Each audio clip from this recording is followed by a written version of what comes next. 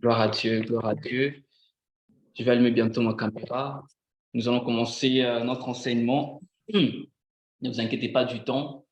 Je crois que très bientôt, je ne sais pas comment est-ce que le Saint-Esprit va nous conduire. Et après, nous allons encore prier. Parce que depuis le matin, j'ai senti vraiment que le Seigneur nous voulait dans la prière.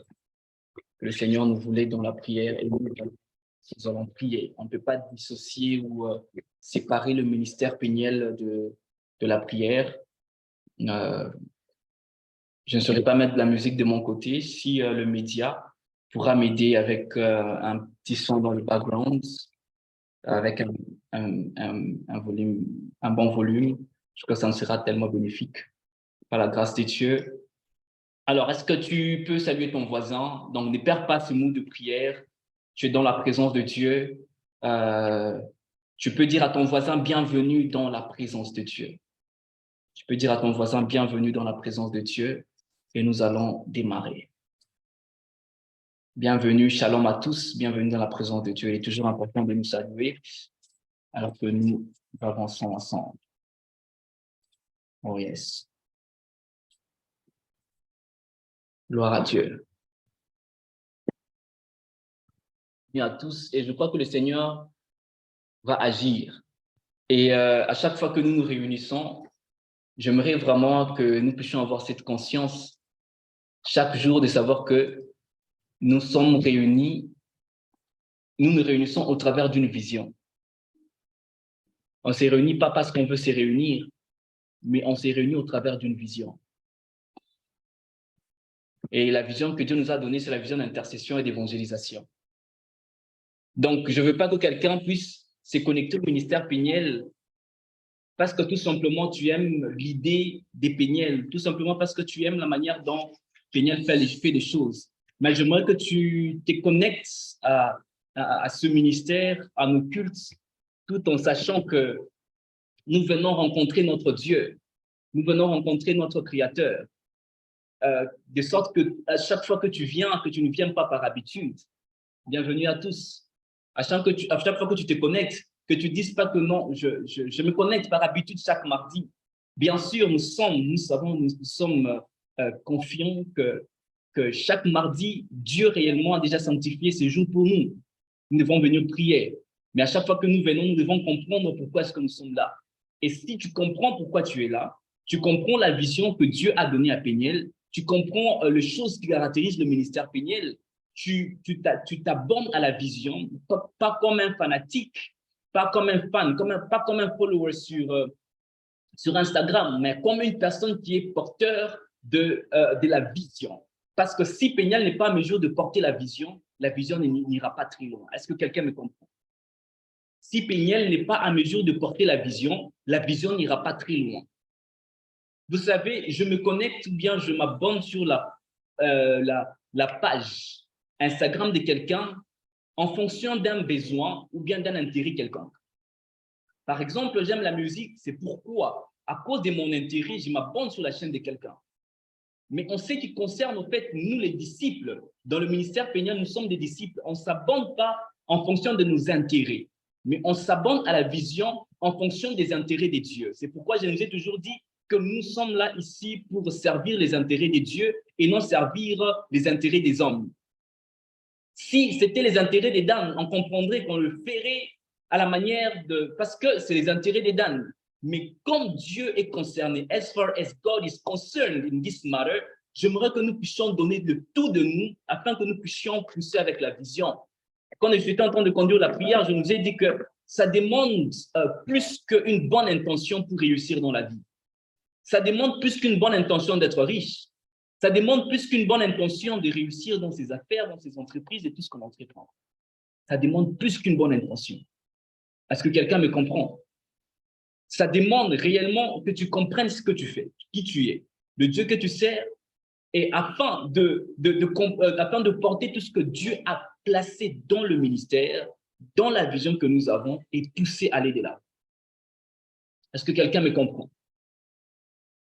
Quelqu'un me comprend. Je n'aimerais pas que tu sois tout simplement un fanatique, mais que tu comprennes pourquoi tu es là. Et on ne va pas te pousser à gauche, à droite pour faire quelque chose, mais tu comprendras ta place et tu sauras que personne ne fera ce que je dois faire parce que Dieu m'a oint pour ceci. Et je déclare que tu sois tellement oint, Péniel, que tu sois rempli de l'onction de Dieu, que tu sois rempli de l'onction du Saint-Esprit, afin que tout ce que tu touches soit béni au nom de Jésus. La seule raison pour laquelle ta maison, tes études, ta voiture, ton argent, ton travail sera béni, c'est parce que toi-même tu es béni. La bénédiction n'est pas la voiture. J'aimerais choquer quelqu'un. La bénédiction, quand on dit Dieu va te bénir, ce n'est pas l'argent. La bénédiction, ce n'est pas les richesses que Dieu va te donner. En vrai, la bénédiction, c'est toi. En vrai, la bénédiction, c'est toi. La seule raison pour laquelle ta maison est bénie, c'est parce que ta maison est attachée à toi. Est-ce que je parle à quelqu'un? La seule raison que ton téléphone est béni, c'est parce que son téléphone est attaché à toi. La seule raison pour laquelle ton travail, tes études sont bénies, c'est tout simplement parce que ces études sont attachées à toi. Je suis en train de prier que tu aies une bénédiction parlante, de sorte que tout ce qui sera connecté à toi sera béni par la puissance du nom de Jésus-Christ. Est-ce que quelqu'un dit Amen et on avance? Oh yes. Alors, nous sommes au mois de la sagesse. Après le mois de juin, ce n'est pas la fin de la sagesse. Quand on a commencé le ministère, on n'avait pas le thème de l'année, mais par la grâce de Dieu, le Seigneur nous a inspiré à avoir un thème chaque année. Et en 2021, on a eu le thème de la productivité. En vrai, après 2021, ce n'est pas la fin de la productivité, mais cela veut dire que Dieu t'a donné le nécessaire afin que tu sois productif. C'est-à-dire que Dieu t'a donné les choses dont tu as besoin afin que tu sois productif. On a fini l'année 2021. Ceci est comme un rappel, ceci à la fin d'une année où à chaque fois qu'on doit changer, passer pour un nouveau thème, ceci doit être un rappel et dire que Dieu m'a investi suffisamment afin que je sois productif. Afin que je sois productif. On a passé au thème du caractère. Ce n'est pas dit qu'après le caractère, c'est fini. Le message rentre caractère zéro. Non, c'est le temps de manifester encore ces caractères que nous avons eu à apprendre. Est-ce que je pense que quelqu'un est avec moi et nous avançons ensemble par la grâce de Dieu, au nom de Jésus. Et cette année, nous avons l'année d'inspiration. En vrai, une année, c'est tout simplement 12 mois. Okay? C'est tout simplement 12 mois. Et j'aimerais que tu puisses en bénéficier autant que tu peux, que tu apprennes tout ce que tu peux apprendre, afin qu'après cette année, que tu sois maintenant en mesure de manifester pleinement l'inspiration, que tu sois en mesure de vivre au quotidien l'inspiration au nom de Jésus-Christ. Et l'une des stratégies, l'une des choses, l'un des avantages qui nous aide à être productifs, c'est la sagesse. C'est pourquoi nous sommes en train de parler de la sagesse tous ces temps. Et je vous ai présenté 4 formes de sagesse, 4 sortes de sagesse. Je vous ai présenté la sagesse, c'est un rappel, la sagesse humaine, la sagesse terrestre, qui est une sagesse naturelle, qui est une habilité de reconnaître le bien et le mal, qui est un instinct naturel que tout homme peut avoir. Dans la sagesse humaine, tout le monde peut nager dans cette dimension, que ce soit les païens, que ce soit les chrétiens, on peut tous nager dans la sagesse humaine. Il y a la sagesse scientifique, qui est toujours aussi une sagesse humaine, mais qui est aussi plus une forme de sagesse philosophique, une faculté de perception, une sagesse qui vient avec les études. Par exemple, tu as eu à étudier certaines choses et à s'accréer une certaine sagesse. Ça peut être dans l'entrepreneuriat, ça peut être dans l'informatique, ça peut être dans le mariage, ça peut être dans différents domaines. C'est une sagesse qui est au fait acquise suite aux études, suite à une certaine réflexion, suite à un certain mindset. Nous avons une autre sagesse et les deux derniers types de sagesse, ce sont des sagesses qui sont surnaturelles. Il y a 2 autres types de sagesse qui sont des sagesses surnaturelles. Et la première, c'est la sagesse démoniaque. Cette sagesse n'est pas naturelle. Vous allez rencontrer des personnes qui sont tellement sages. Et vous allez vous demander, mais ces personnes, d'où est-ce qu'ils tirent cette sagesse? La sagesse démoniaque est une sagesse qui est un jugement supérieur. C'est une sagesse qui est surnaturelle. Et les personnes qui démontrent ou bien qui manifestent cette forme de sagesse, ce sont des personnes qui ont une alliance ou une relation avec le diable. De la même manière, une personne qui a qui manifeste la sagesse divine, qui est la quatrième sagesse dont je parlais, cette personne a une relation avec le divin ou avec Dieu. Mais les personnes qui manifestent la sagesse démoniaque, ils ont une relation avec le diable. Vous allez vous rendre compte que quand on parle de la sagesse, c'est une capacité surnaturelle réellement qui descend sur une personne afin de donner une solution au monde.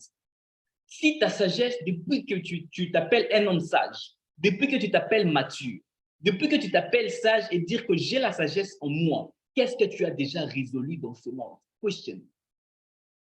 Si ta sagesse ne t'a jamais poussé à résoudre un problème quelque part, il y a un problème. C'est-à-dire que tu n'as pas encore accédé réellement à la sagesse. Donc, même les démons, disons même les satanistes ou les personnes qui ont relation avec le diable ont compris que quand tu es sage, tu dois apporter la solution dans ces mondes. Vous allez voir les personnes qui créent des réseaux sociaux, il y a des satanistes qui font des grandes choses dans ces mondes, ils créent ceci, ils créent cela. Ils ont compris qu'un homme sage, il répond aux besoins des autres. Un homme sage répond aux besoins des autres.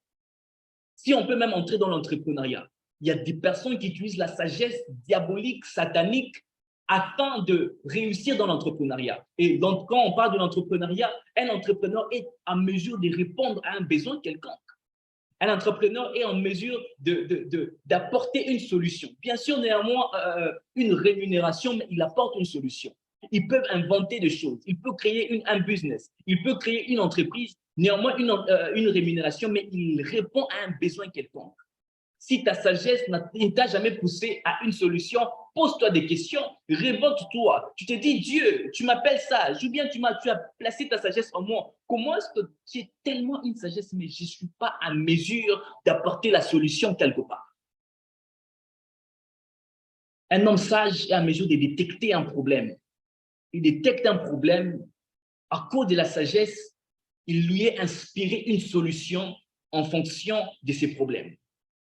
Lui inspirer une solution en fonction de ses problèmes. Et je prie que Dieu nous fasse accéder à cette sagesse dont nous sommes en train de parler au nom de Jésus-Christ.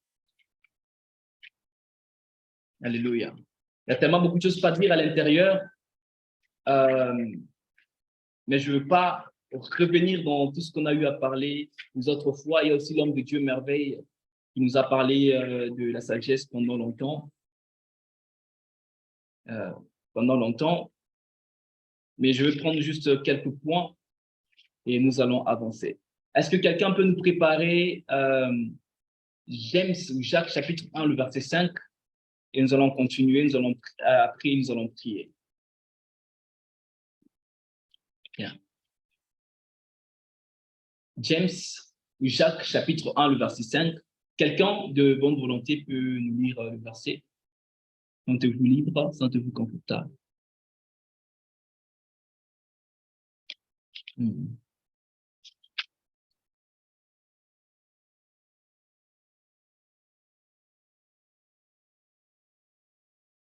La sagesse est une passion pour devenir un leader effectif. La sagesse est une passion pour devenir un leader effectif. Tu veux devenir un leader effectif, tu as besoin de la sagesse de Dieu. Tu as besoin de réussir, tu as besoin de la sagesse de Dieu. Je connais un homme, j'ai lu quand même ses livres. Il vient d'une famille très pauvre. Il vient d'un pays très pauvre. Donc, dans sa lignée-là, ils étaient nombreux déjà dans une famille. Ils disent qu'on dormait sur un même lit, on était à 10. Un petit lit, on était à 10. Il dit, je ne sais pas comment est-ce qu'on faisait, mais on dormait quand même. Mais il est devenu, avant qu'il ne puisse mourir, parmi les hommes les plus réussis du monde. Donc, c'est-à-dire les hommes les plus successful du monde. Qui, avant même sa mort, il était même appelé dans le bureau d'Obama. Donc, on pouvait l'appeler sortir de son pays, pauvre là, jusqu'entrer dans le bureau d'Obama. Les conférences de politiciens, on l'appelait. Lui, chrétien. Les conférences des leaders, on l'appelait. Les conférences des leaders, on l'appelait. Les conférences des présidents, on l'appelait. Lui, un homme un homme, un chrétien aussi, pourquoi il était rempli de sagesse? Il était rempli de sagesse. Peut-être on va se dire, mais je ne suis pas né dans une famille riche, comment devenir riche? Tu es tout ce qu'il faut pour devenir riche. Tu es tout ce qu'il faut pour réussir. La sagesse de Dieu va te conduire pas à pas en étant inspiré par Dieu. Alléluia. D'accord? Quelqu'un peut lire James chapitre 1, Jacques chapitre 1, verset 5, s'il vous plaît.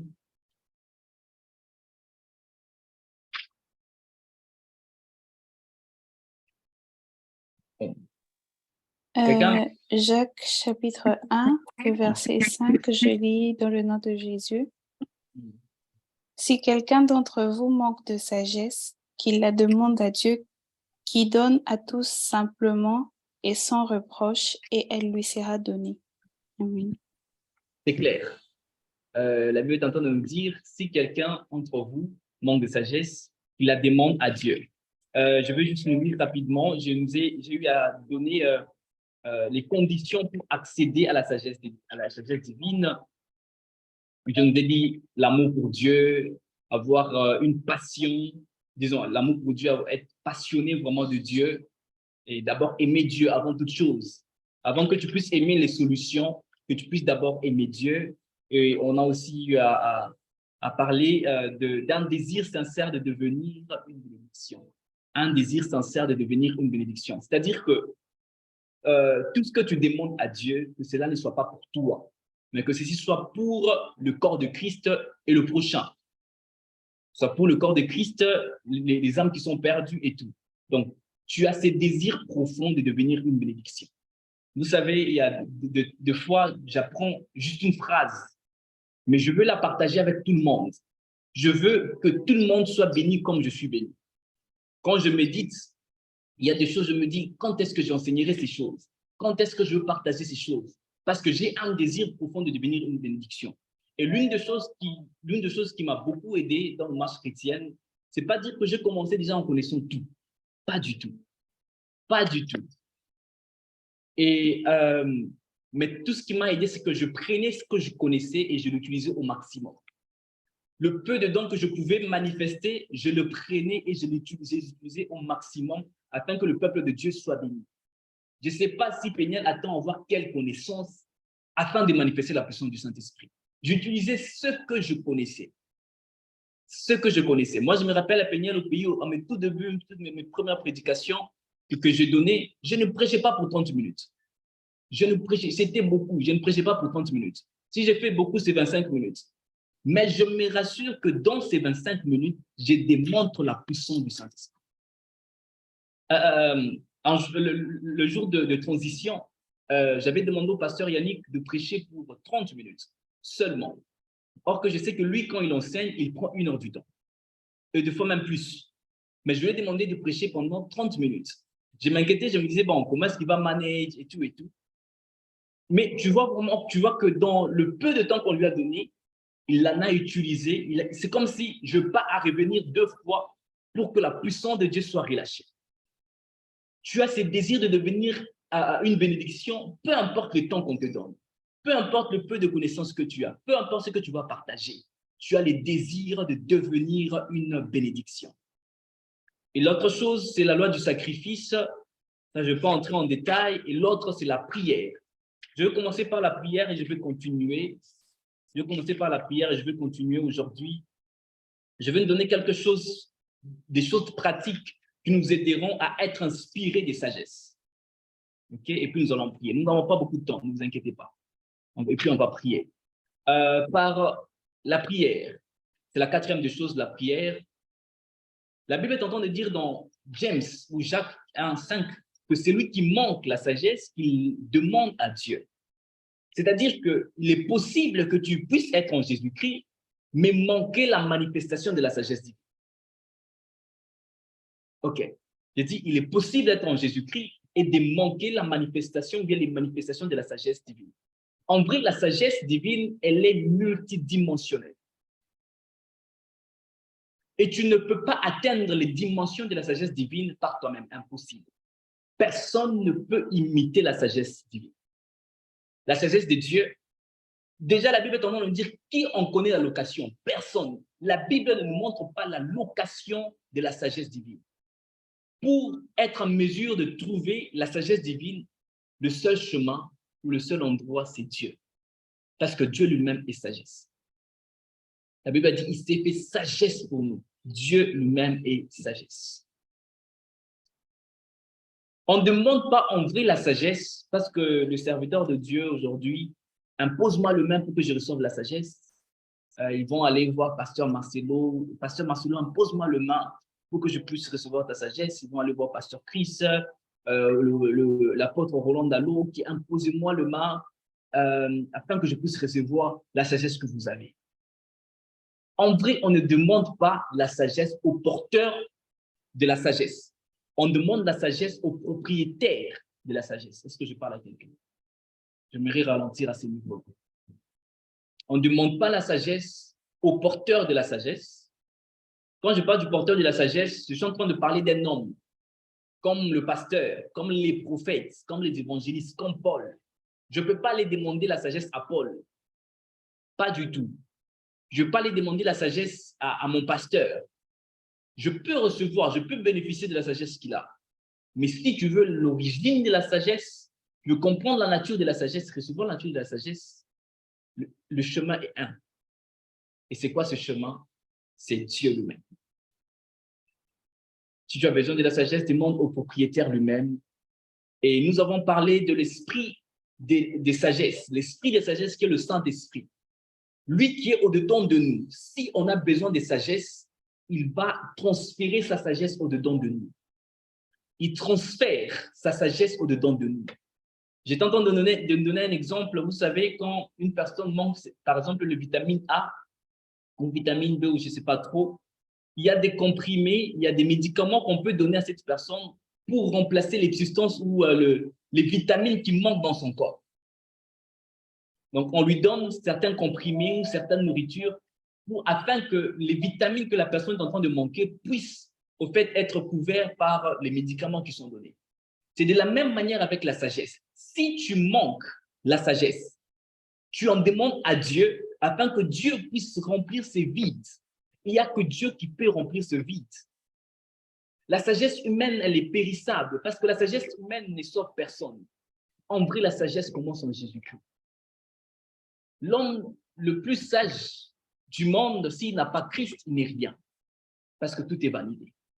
Mais l'homme le plus petit dans la sagesse, en Christ, est plus fort que l'homme le plus sage qui n'a pas Christ. Peu importe ses accomplissements. Dieu ne juge pas en fonction des accomplissements. Tu as déjà fait ceci, tu as déjà fait cela, tu as étudié ici, tu as étudié à Harvard, tu parles bien anglais, tu ne parles pas bien anglais, tu es allemand, tu n'es pas allemand, tu as construit une université, tu n'as pas construit une université. Tout ça, Dieu ne parle pas en fonction de ça. Dieu, quand il veut juger, il regarde, est-ce que tu as mon fils en toi? Si tu as son fils en toi, son jugement est différent. Si tu as le Christ au-dedans de toi, en vrai, quand Dieu te regarde, il ne te voit pas directement, il voit d'abord son image au-dedans de toi. En vrai, la sagesse commence en Jésus-Christ. Et si tu manques quelque part la sagesse, en étant en Jésus-Christ, il y a un moyen de le récupérer, c'est en priant. Quand tu pries, ne demande pas seulement l'argent. En vrai, la sagesse est plus que de l'argent. J'aimerais bien dire, à la place de cherchons l'argent, et dire cherchons la sagesse. Parce que l'argent, on connaît la location de l'argent. En vrai, l'argent, on sait où trouver l'argent. En vrai, l'argent, on sait où est-ce qu'on peut aller créer des mining, des entreprises afin de trouver l'argent. L'or, on sait où trouver l'or. Les montagnes, on sait où trouver les montagnes. Mais on sait qu'il concerne la sagesse, même dans le ciel, même si sur la terre, on ne peut pas contenir. On ne sait pas la location. En vrai, si tu as la sagesse va te créer de l'argent. Si tu as la sagesse va te créer les entreprises. Si tu as la sagesse va t'aider à trouver les choses que tu ne peux, les choses que tu admires. Mais la sagesse ne se trouve qu'en Dieu. La sagesse divine dont nous sommes en train de parler, elle se retrouve en Dieu. Est-ce que je parle à quelqu'un? Donc, il est important quand tu pries, ne demande pas seulement des choses superficielle. Demande la sagesse divine à Dieu. Ces derniers temps, c'est devenu l'une de mes prières principales. Quand je prie pour moi-même, je dis, Dieu, donne-moi la sagesse divine. Donne-moi la sagesse divine. I pray like, God, donne-moi la sagesse divine. Cherchons l'argent, c'est bien, mais il y a plus que cherchons l'argent. Vous savez, si tu as l'argent, mais tu n'as pas la sagesse, cet argent va te tuer. Cet argent va te conduire dans l'orgueil. Cet argent peut te conduire dans la cupidité. Cet argent va te conduire dans l'impudicité. Cet argent va te conduire dans n'importe quoi. Cet argent va te conduire même à tuer. Cet argent va te conduire à piétiner tout le monde si tu n'as pas la sagesse. Mais si tu as la sagesse, pas seulement tu as l'argent, tu as la capacité de contenir ou bien de maîtriser de l'argent. Tu as la capacité de vivre avec cet argent. Tu as la capacité de savoir comment utiliser cet argent. Malgré l'argent que tu peux avoir, tu te dis, je ne peux pas être cupide. La sagesse te crée un caractère où quand l'argent vient, tu ne paniques pas. Quand tu es présent de l'argent, tu ne paniques pas. Aujourd'hui, ce sont des réalités. Moi, je sais, à Lubumbashi, ça se passe. À Kolodi, ça se passe. À Kinshasa, ça se passe. Les autres villes, je ne sais pas. Les jeunes sont initiés dans la magie, dans le judaïsme à cause de l'argent et la puissance. À cause de l'argent et la puissance. Aujourd'hui, beaucoup de jeunes, je ne parle pas de choses au hasard, donc je suis en train de dire des choses que je connais. Je connais même des personnes. Donc, tu es en train d'avancer dans ton ministère, tu es en train d'avancer avec ton entreprise. Est-ce que tu es prêt réellement à se dire, peu importe la somme d'argent qu'on peut me présenter, si ce n'est pas dans de voies correctes, je n'y entre pas. Que Dieu te donne par la sagesse du Saint-Esprit à discerner des mauvais partenaires au nom de Jésus-Christ. Il y a des hommes de Dieu qui sont initiés, il y a des profs, surtout les jeunes prophètes. Surtout les jeunes prophètes. Eux qui aiment la puissance, qui aiment être vus, qui aiment sentir que c'est nous. Ils sont beaucoup initiés dans la magie et autres afin de prophétiser la puissance et autres. Ce n'est pas la puissance qui nous sauve, c'est la foi en Jésus-Christ. Et la réussite dans le ministère, c'est Dieu qui nous aide. Je nous en supplie, alors que nous avançons, prions pour les uns les autres, alors que Dieu nous élève, que nous puissions accepter les processus, que nous puissions toujours rester au pied des dieux. Si ta vie est limitée, tu as besoin de la sagesse de Dieu. Si tu sens vraiment que tu n'avances pas, tu as besoin de la sagesse de Dieu. Tu n'arrives pas à servir Dieu, tu as besoin de la sagesse de Dieu. Tu n'arrives pas à avancer dans ta marche chrétienne, tu as besoin de la sagesse de Dieu. Parce que tu sais que tu n'avances pas spirituellement, tu empêches aussi beaucoup d'autres personnes à avancer spirituellement.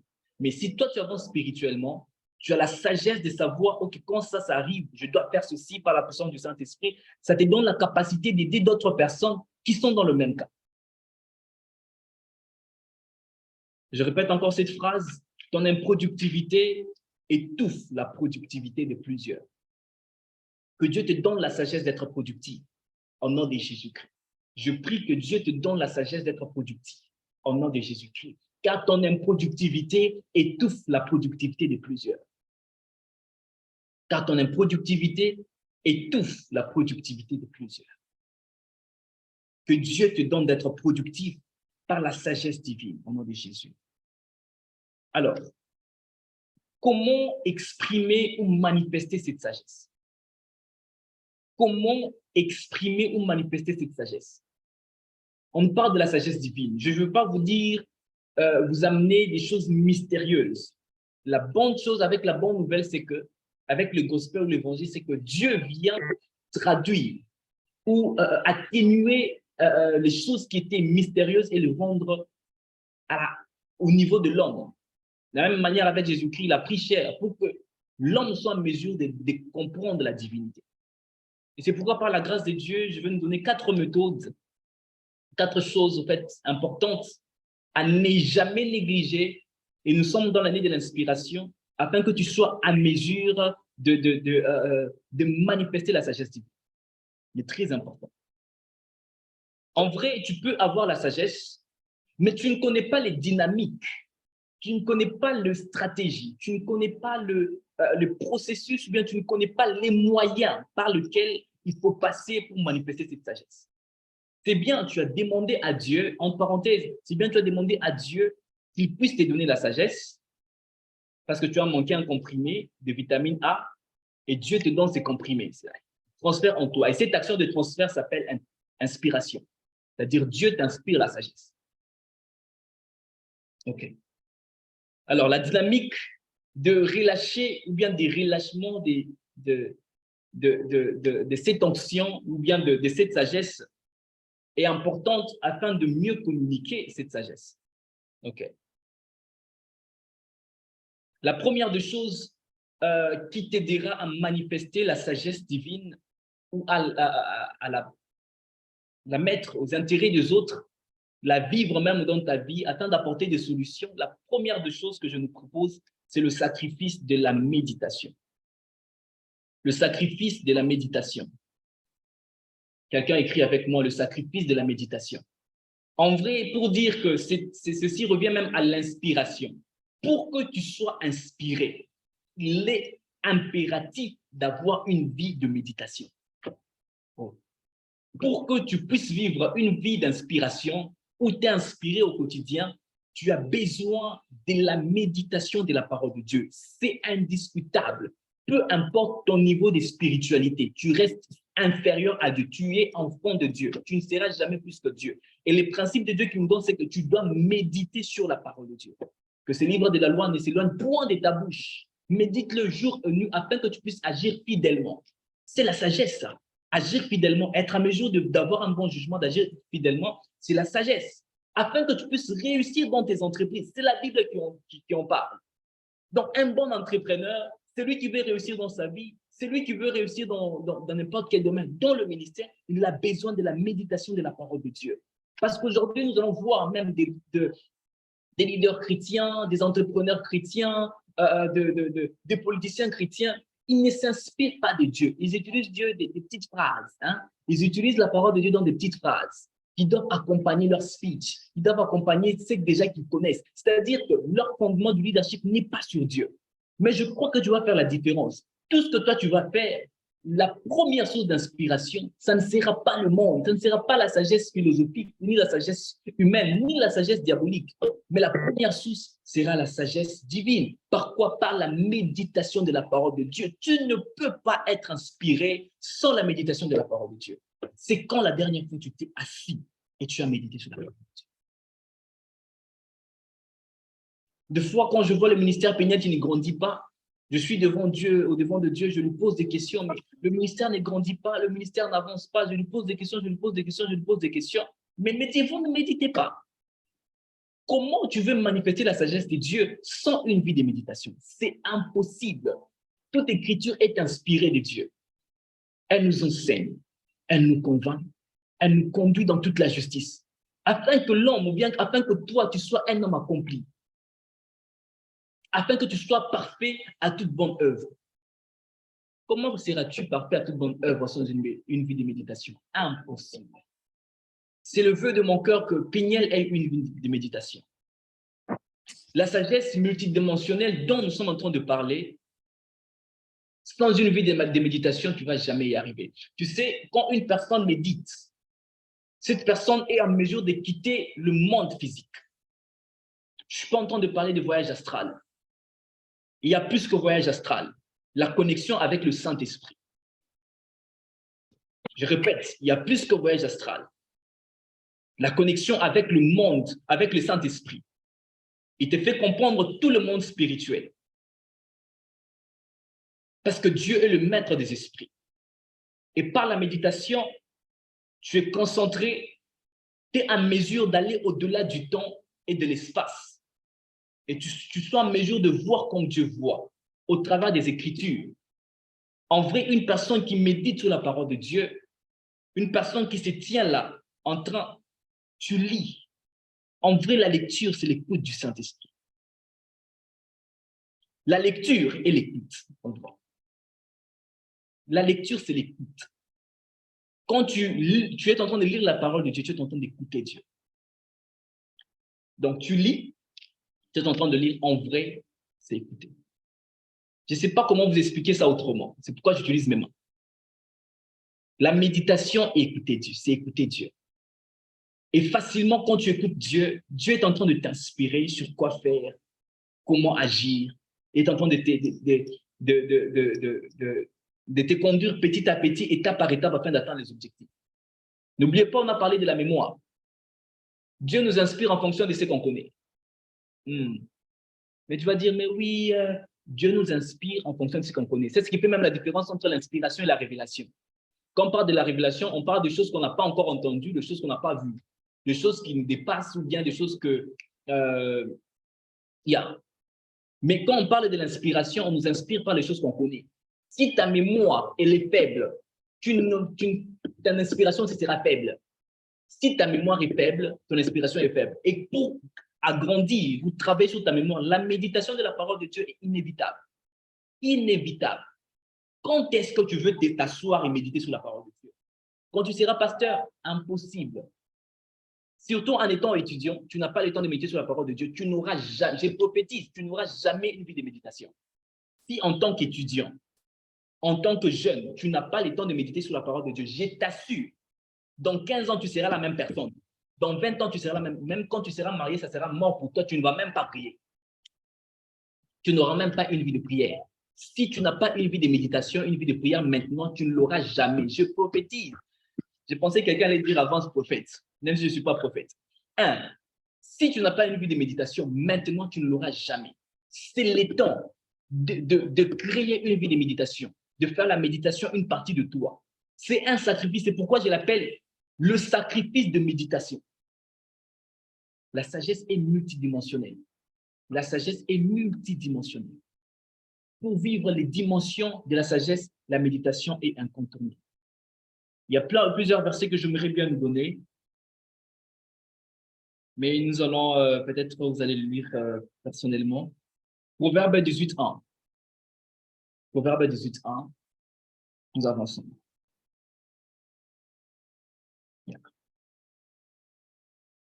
Tu as besoin de méditer pour une vie inspirante. Tu as besoin de méditer pour une vie inspirante. Take time with the word. Take time with the word. Peniel, take time with the word, I mean. Prends le temps avec la parole. Aie une relation avec la parole. J'ai envie de nous dire des choses. Toute chose passera, sauf la parole de Dieu. Toute chose passera, sauf la parole de Dieu. Toute chose passera, sauf la parole de Dieu. On n'a pas dit sauf la Bible, on a dit la parole de Dieu. On a dit toute chose passera, sauf la parole de Dieu. On n'a pas dit toute chose passera, sauf la Bible. Okay. La méditation accélère l'inspiration. La méditation accélère l'inspiration. La méditation est la clé de l'inspiration. Écrivez ces phrases. La méditation accélère l'inspiration et la méditation est la clé de l'inspiration.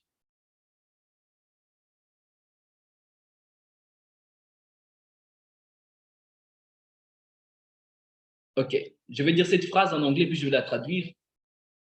You walk best in wisdom when you stay with the word of God. You walk best in wisdom when you stay with the word of God. Tu marches au meilleur, je ne sais pas comment le traduire, comprenez. Tu marches mieux ou bien au meilleur dans la sagesse quand tu restes avec la parole de Dieu, bien quand tu restes dans la parole de Dieu. La deuxième des choses, rapidement, pour comment manifester ou bien une autre dynamique pour manifester ou bien relâcher la sagesse divine. Après la méditation, cette méditation que tu as doit te pousser à l'ouverture de la bouche et de parler. Ouverture de la bouche et de parler. Je suis pratique. Je ne veux pas vraiment entrer dans des choses d'abord spiritiques, poétiques. Je suis pratique. Tu dois ouvrir. Et je ne parle pas de choses que je ne fais pas. Tu dois être en mesure d'ouvrir ta bouche et de parler.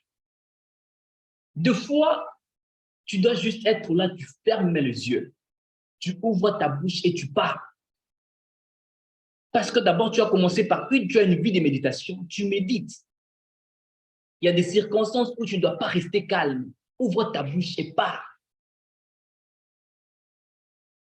J'ai grandi, je suis une personne, encore plus avant, j'étais une personne très, très timide.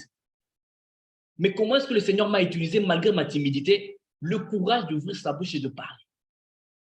Je n'arrivais pas à parler devant deux personnes. Je n'arrivais pas à parler, même si ce sont des hommes, même si ce sont des garçons, même si ce sont des filles.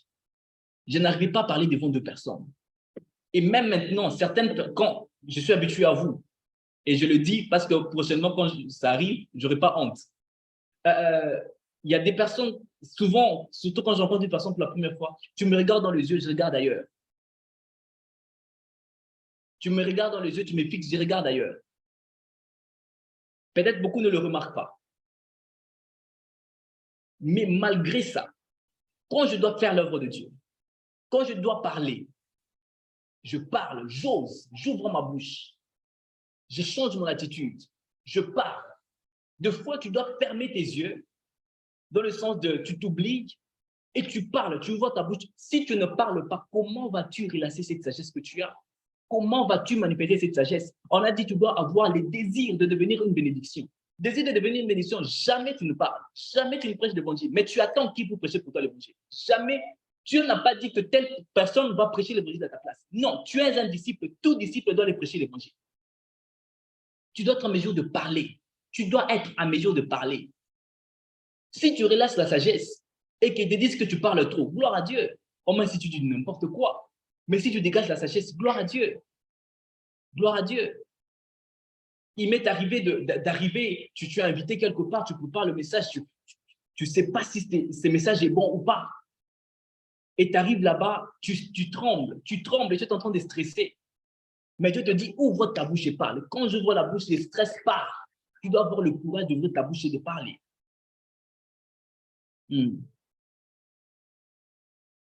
Sometimes you need to open your heart and you speak by faith. Il y a des circonstances qui peuvent être bizarres dans ta vie. Open your mouth by faith and speak and declare the word of God. Les circonstances peuvent être difficiles. Par la foi, ouvre ta bouche, parle. Les montagnes, parle, tu vas les aplanir. Le tout, c'est que tu n'aimes pas parler, tu n'aimes pas confesser. À chaque fois que tu confesses, c'est quand tu pleures. Moi, je ne sais rien, je ne peux pas y arriver, cette situation, ma mère m'a fait ceci, mon père m'a fait ceci, le président m'a fait ceci, il a dit ceci, ces jours-là, cette prédication, ce n'était que pour moi, tout ça. Apparemment, quelqu'un lui a parlé de mon problème, c'est pourquoi il est parti d'exposer devant, tout ça. C'est tout ce que tu confesses. Quand est-ce que tu confesses la parole de Dieu? Quand est-ce que tu confesses qui tu es? J'étais en train de suivre un film, même les sorciers, les satanistes, les démons confessent qu'ils sont. Les sorciers confessent qu'ils sont. Ils aiment qu'ils sont. Ils disent que moi, je suis le grand esprit, je ne sais pas, je suis qui. Je suis les démons de la destruction. Ils confessent cela. Mais toi, tu es un homme de puissance. Quand est-ce que tu as prononcé la puissance? Quand est-ce que tu as prononcé la sagesse? Tu es un homme de sagesse. Quand est-ce que tu as parlé avec sagesse? Ce n'est pas de la maturité, ce n'est pas de l'humilité ou je ne sais pas comment tu vas appeler, de rester calme quand tu dois parler. Ton frère est en train de passer par des moments difficiles, tu ne sais pas l'encourager. Ton frère est dans le mal, tu ne sais pas lui parler. Oh, on se respecte, tout ça, la maturité, vous savez, this is the nonsense. En tant que chrétien, nous devons être à mesure. Quand quelqu'un va mal, on lui parle. Quand quelqu'un passe de moments difficiles, on sait lui parler. Quand tu vois que ton frère est en train de tomber, tu lui parles. Que peignant ne soit pas quand on vient te parler, et tout, ne jugez pas, ne jugez pas. Mon frère, si tu as mal parlé, on te dit, mon frère, tu m'as mal parlé, sœur, tu as mal parlé, on te dit, accepte les reproches. Déjà, si tu n'acceptes pas les reproches, c'est un signe que tu es un homme orgueilleux. Tout celui qui n'accepte pas les reproches, sache que tu es un homme ou une femme orgueilleuse. Tu es une femme ou tu es un homme orgueilleux. Tu dois être en mesure d'ouvrir ta bouche et de parler, bien sûr avec amour. Je ne dis pas d'ouvrir sa bouche et de parler avec arrogance, de se montrer comment est-ce que nous on connaît. Et puis quoi? Pour manifester la sagesse de Dieu, la sagesse divine, tu viens de méditer sur la parole de Dieu. Mais qu'est-ce que tu fais avec les méditations que tu fais? Tu dois être en mesure d'ouvrir ta bouche et de parler. Est-ce que je parle à quelqu'un? C'est pratique. Hein? This is no rocket science. Hein? C'est simple. C'est simple. Tu ouvres ta bouche, tu parles. Ce que tu connais, tu ouvres ta bouche, tu parles. Moi, je suis devenu leader d'un ministère trop jeune, sans encadreur, sans maturité. Mais tout ce que moi, je vous ai dit, tout ce que moi je peux dire, c'est que ce que je connais, je l'utilise au maximum. Et même maintenant, quand je suis en train de méditer, je me rends compte que je ne connais pas beaucoup de choses. Ce n'est pas par humilité que je dis ça. Je ne connais pas beaucoup de choses. Je dois grandir spirituellement. Je dois être en mesure de prendre des bonnes décisions. Je suis en train d'avancer. Je dois être en mesure de rester à la fréquence du Saint-Esprit. Mais tout ce que je connais, le peu que je connais, je le donne sérieusement. Il y a des gens qui sont plus sages que moi. Il y a des gens qui peuvent te prêcher sur la sagesse plus que moi que je prêche sur la sagesse. Mais ce que moi je connais, je le prêche correctement. On peut être même tous sur un même thème. Par exemple, on a Jiré. Tout le monde va prêcher sur Jiré. Tout le monde va parler de Jiré, ou bien ils vont prendre... Ok, on a vu surtout la première édition, c'était Jiré. Nous tous, on parle sur Jiré. Même si je suis les derniers, je n'aurai pas peur que quelqu'un va prendre ma prédication, quelqu'un va prendre mon enseignement. Je vais prêcher ce que je connais. C'est simple. On a Kabod, 4 prédicateurs vont passer. Je n'ai pas peur de, ils vont prendre mon message. Loin de là, s'ils prennent mon message, moi, je prêche ce que je connais. L'objectif n'est pas de prêcher ce qu'on ne connaît pas. Ce que tu connais, prends-le, utilise-le au maximum. Et tout, c'est que toi, tu veux arriver là-bas. Tu as peur de faire les erreurs. Non, des fois, il faut prendre des risques. Prends le risque que tu pars. Des circonstances où personne n'a peur de parler, tu prends les risques que tu pars. Ou on vous dit de fou, tu prends les risques que tu pars. C'est ce que je vous ai dit une fois qu'un homme sage sauve une âme. Un homme sage sauve une âme. Qu'est-ce que Pierre a fait? Quand ils ont été remplis du Saint-Esprit, on a dit, ce sont de fous. Ils sont en train de parler en d'autres langues, tout ça, ce sont de fous. Ils sont ivres du vin. Mais Pierre s'est levé. Lui qui avait régné Jésus-Christ, il pouvait avoir honte. Mais il s'est levé, il a commencé à parler, il a gagné plus de 3000 hommes. Plus de 3000 hommes. Ça, c'est la sagesse. Cette sagesse lui a poussé à sauver une âme. Pourquoi? Parce qu'il a pris le courage de parler. Il faut parler quand il faut parler. Bien sûr, je ne dis pas qu'il faut dire n'importe quoi. Quand tu vois le besoin, parle. Des fois, ouvre ta bouche, parle. Pour d'autres personnes, ils ne parlent pas en langue. C'est parce que même quand ils demandent de parler en langue, ils sont comme ça. Au moins, prie. Au moins, ouvre ta bouche, prie. Au moins, ouvre ta bouche, tu demandes à Dieu qui te remplit de son esprit. Je ne vais pas t'enseigner comment parler en langue parce qu'on ne m'a pas appris comment parler en langue. C'est l'Esprit de Dieu qui parle au travers de moi.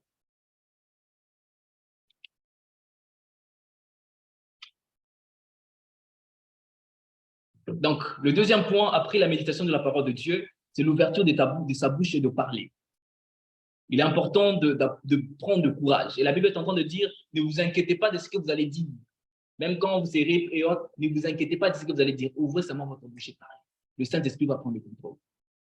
Le problème, c'est que tu t'aimes tellement tant, tu aimes beaucoup ta réputation plus que Dieu. Tu aimes beaucoup ta réputation plus que Dieu. C'est pourquoi tu n'oses pas. Et la troisième des choses, creative thinking ou de pensée créative. Avoir de pensée créative ou être en mesure, permettez la tautologie, de créer des pensées créatives. Je le dirai encore ici, Dieu parle beaucoup aux personnes qui réfléchissent. Dieu parle beaucoup aux personnes qui réfléchissent. Il y a certaines personnes qui ne t'ont jamais dit « ainsi m'a parlé l'Éternel ». Il y a des personnes qui ne t'ont jamais dit « ainsi j'ai vu une vision ou j'ai eu un songe ». Mais par leur manière de réfléchir, Dieu le parle beaucoup plus que le prophète. Plus que toi qui as les dons de prophétie, plus que toi qui as les dons de révélation ou quoi que ce soit. You need to be creative.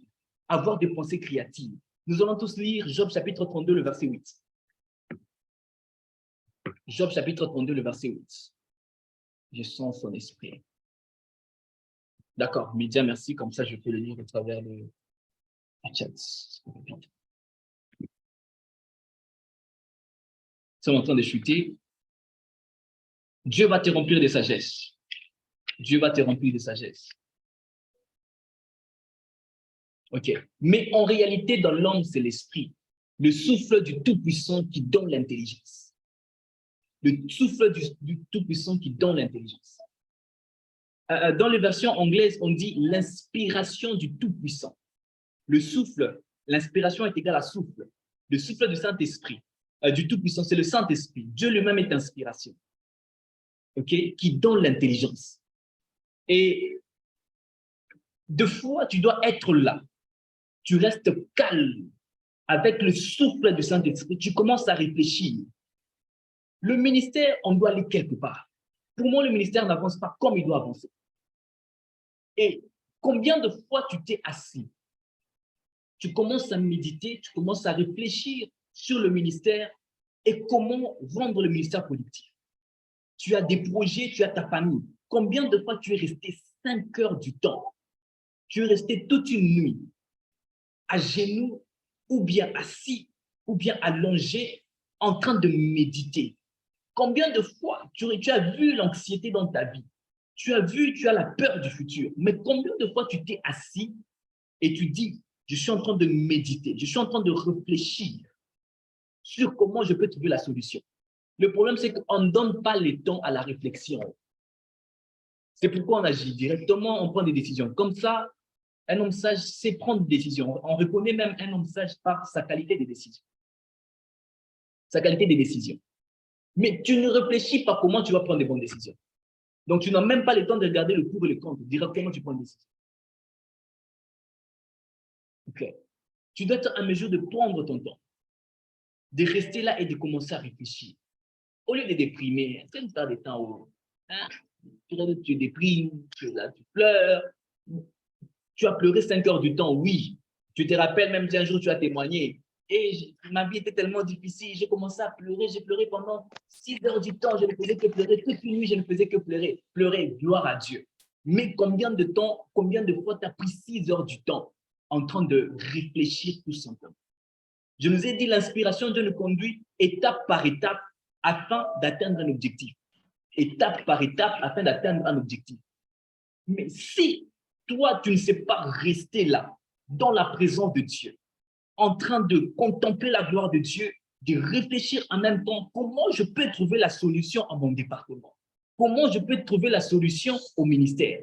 Comment est-ce que je peux trouver la solution dans mon environnement? Comment je peux trouver la solution dans mes études? Tu ne réfléchis pas. Une personne qui ne réfléchit pas, son inspiration est tellement limitée. Ton inspiration est limitée. Mais quand tu es une personne qui réfléchit, tu peux être là, tu réfléchis. Tu réfléchis, tu réfléchis. Tu ne vois pas la réponse maintenant, tu ne trouves pas la réponse maintenant, mais elle viendra, elle va couler. C'est comme un cycle. Donc, tu médites la parole de Dieu, tu parles. Et après, tu continues, tu commences à réfléchir. Cette réflexion peut te retourner encore dans la méditation de la parole de Dieu. Tu parles, tu déclares, tu confesses, tu réfléchis, c'est ce qui va t'amener à la productivité. Tes pensées doivent être productives. Ton tibia là doit être productif. Afin que tu sois inspiré, tu dois avoir des réflexions qui sont créatives. Des réflexions qui sont créatives. Tout ce que tu penses, est-ce que tu penses tout simplement quand tu es en train de penser, tellement fait quelque chose du mal. Dans toute ta vie, toi, on te fait quelque chose du mal. Je connais des personnes, eux, dans sa vie, toi, on te fait seulement des choses du mal.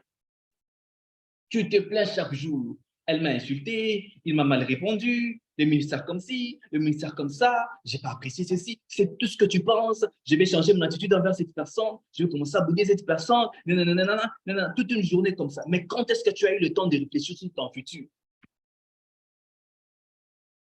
Tu trouves que tu t'es détruit. Tu devais aller plus loin. Kenya, tu comprends que tu devais aller plus loin. La vision, ça ne demande pas de se réunir chaque mardi. Ce n'est pas suffisant. Hein. Il faut rester là. Je ne peux pas être dans tous les départements. Je ne peux pas être dans tous les départements. Mais quand est-ce que tu t'es assis dans ton département, tu t'es dit, je suis en train de réfléchir jusqu'à ce que la solution dans mon département, je puisse la trouver. When did you do that? On regarde, on n'est plus tous ensemble dans un même lieu. Mais comment est-ce qu'on peut faire afin d'être effectif? J'ai dit, la sagesse, c'est la passion d'un leader. C'est une passion pour un leader, pour qu'il soit effectif. Donc, tu es un leader. On nous a appris plusieurs fois que nous sommes tous des leaders. Mais quand est-ce que tu t'es assis? Je suis en train de méditer jusqu'à ce que, je suis en train de réfléchir jusqu'à ce que Dieu puisse m'inspirer étape par étape comment rendre mon département, mon travail effectif. Des fois, tu vas méditer aujourd'hui et l'inspiration vient après. Des fois, je peux être là, j'ai médité, mais l'inspiration vient au moment où je suis très occupé. Je ne sais pas comment écrire parce que moi, j'écris beaucoup. Tout ce que Dieu m'inspire, je me rassure d'écrire vraiment. Mais peut-être je ne suis pas en mesure d'écrire. Mais une fois que je finis ce que je fais, la première des choses, c'est d'écrire. Au nom de Jésus. Je prie que par tes prières, ne néglige même pas le prix. Des fois, quand je suis en train de prier, je parle en langue. Je fais de mon mieux pour que ma pensée ne soit pas distraite. Je commence à penser d'une manière créative. Si je suis en train de prier pour le ministère, en même temps, je prie en langue, en même temps, je suis en train de réfléchir. Dieu, et si on faisait ça, est-ce que ça te plaît? Si on veut réussir dans tel domaine, si en même temps, je prie. Et plus, c'est une combinaison c'est une complémentarité entre mon esprit, ma pensée. Nous sommes en train de communiquer ensemble afin d'apporter quelque chose. Ne néglige jamais les pensées qui te viennent quand tu pries. Ne néglige jamais les pensées qui te viennent quand tu pries. Ne néglige pas la puissance de tes rêves. Ne néglige pas la puissance de tes visions. Tu peux être là, tu vois quelque chose. Ce n'est pas en esprit que tu le vois, mais tu le vois dans ton esprit. Tu le vois seulement dans ta pensée. Et c'est peu que Dieu est en train de te parler. Et il faut toujours écrire. Si tu es paresseux, tu n'écris pas, je t'assure, hein, tu vas rater beaucoup de choses. Tu vas rater beaucoup de choses. Gloire à Dieu.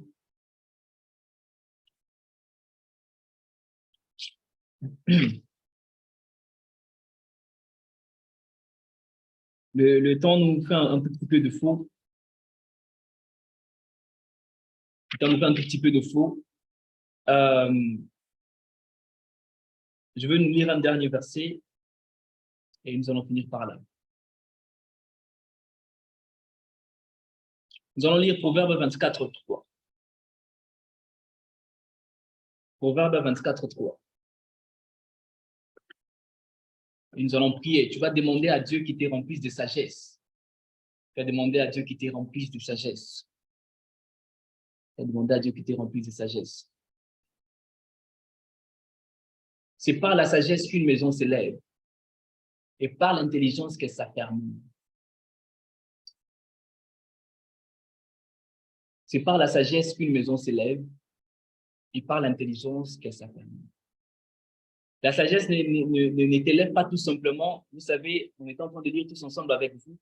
La sagesse est en train de parler. Je me disais, cette sagesse, ce n'est pas de l'orgueil, ça. J'ai compris que la sagesse elle-même, c'est Dieu. La sagesse est en train de dire, moi, j'établis les rois. J'ai dit, hein? Donc la sagesse n'est pas qu'une chose. La sagesse n'est pas une chose. La sagesse n'est pas une manifestation. La sagesse n'est pas d'abord les paroles de sagesse. Ça, ce sont des dimensions. Il y a des personnes qui marquent dans la sagesse dans la dimension de la parole de sagesse qui est un don, qui est un don de l'esprit. Il y a d'autres qui, c'est parce qu'ils ont l'esprit de sagesse dedans d'eux. D'autres, c'est par la sagesse naturelle. D'autres, par la sagesse philosophique. Mais la vraie sagesse, c'est une personne. La vraie sagesse, c'est une personne. Elle dit, moi, j'établis les rois. Si ce n'est pas Dieu, qui d'autre établit le roi? Moi, la sagesse établit le roi. Et c'est pourquoi Jésus pouvait dire, plus que Salomon, je suis là. Il y a plus que Salomon ici. Parce qu'il a compris que lui-même, il est sagesse. Dieu, Jésus-Christ, fait sagesse pour nous. La Bible le dit. Alors, c'est par la sagesse qu'une maison s'élève, par l'intelligence qu'elle s'affermit. Si Dieu nous donne un message sur la sagesse, ceci est un signe que Dieu nous pousse à l'élévation. Que Dieu nous pousse à l'élévation. L'une des stratégies qu'on a données pour vivre la sagesse ou la manifester, c'est la prière. C'est pourquoi nous allons prier. Je demanderai à quelques-uns d'allumer leur micro et nous allons prier. D'allumer leur micro et nous allons prier. N'oubliez pas, je nous ai parlé de la méditation de la parole de Dieu. Il est important de méditer sur la parole de Dieu. Deuxièmement, je nous ai dit de confesser. Ouvrir sa bouche et parler. Même certaines personnes ne parlent pas en langue parce qu'ils ne prient pas. Il faut être en mesure d'ouvrir sa bouche. Tu dis, aujourd'hui, je vais ma bouche, je vais parler en langue. Et tu vas parler. Troisième des choses, la créativité ou bien avoir des pensées qui sont créatives. Dieu est au point de nous élever. N'attendez pas que je dise ainsi parle l'Éternel pour le prendre comme Dieu a parlé. Dieu est au point de nous élever au nom de Jésus-Christ. Alléluia. Malibro shaliglerigas. Elebrado shiblegeris. Mande eblo shabragidia sumendalete. Eblo rabelia shiglas. Et libra salegla de base. Change de position là que tu es. Prends une position de prière. Si tu t'es allongé, je te prie. Je te prie, soit de t'asseoir, de t'agenouiller. Change de position, une position qui te permettra de prier. Et le Seigneur est en train de me dire, la force de notre prière, c'est quand on prie tous ensemble. Malgré la distance, on prie tous ensemble. Nous allons prier de cette manière, nous allons dire à Dieu, Père, donne-nous la sagesse qu'il nous faut afin de réussir dans le ministère. Je nous sens stuck, je nous sens bloqué quelque part. Des fois, quand je prie, je dis, je ne vois pas de solution. Mais je crois que si je prie, je n'ai pas pu trouver la solution. La prière collective nous amène plus loin, où elle nous fait gagner en temps, là que la prière personnelle, il n'y a que la prière personnelle. C'est pourquoi je veux que nous puissions prier ensemble. Prier ensemble. Nous allons briser tout blocage. Et ces blocages, nous allons dire, Dieu, on ne veut pas que tu viennes encore avec tes mains briser le blocage. Mais donne-nous la sagesse qui nous permettra d'agir afin que tout ce qui était blocage soit brisé. Donne-nous la sagesse, remplis-nous de l'esprit de sagesse. Est-ce que quelqu'un prie au nom de Jésus-Christ? Alléluia. Et les bras d'ochibé, l'éclat de glace. Les bras de glace, l'éclat de glace. Et les bras d'ochibé, l'éclat de glace. Et les bras de glace. Et les glaces sur le glace. Seigneur, remplis de sagesse. Seigneur éternel, remplis-nous de ta sagesse, ô Dieu.